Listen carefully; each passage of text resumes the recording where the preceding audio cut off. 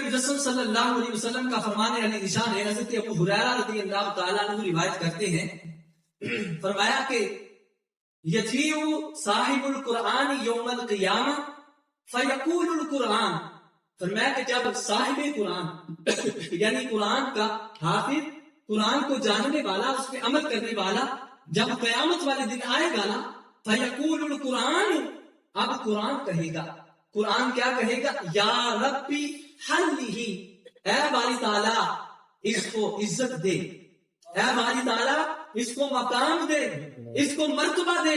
کیا فیلبس تاج الکرامہ, باری تعالیٰ اس کو عزت کا تاج پہنا دے, اس کو عزت کا تاج پہنا دے.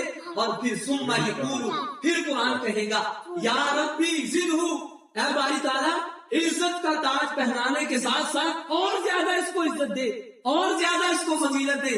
اور یا ربی ارض عنہ, اے باری تعالیٰ تو اس سے راضی ہو جا, تو اس سے جو ہے وہ خوش ہو جا. فیرضی عنہ, جب قرآن کہے گا تو اللہ تعالیٰ کی ذات اس حافظ پہ, اس عالم پہ راضی ہو جائے گی. وَيُقَالُ لَهُ اقْرَأْ وَارْكَعْ وَيُزَادُ بِكُلِّ آیَةٍ حَسَنَةٍ, حکم ہوگا اے قرآن کے قاری آج قرآن پڑھتا جا اور نیکیوں کے انبار لگاتا جا. اور دوسرے مقام پہ آتا ہے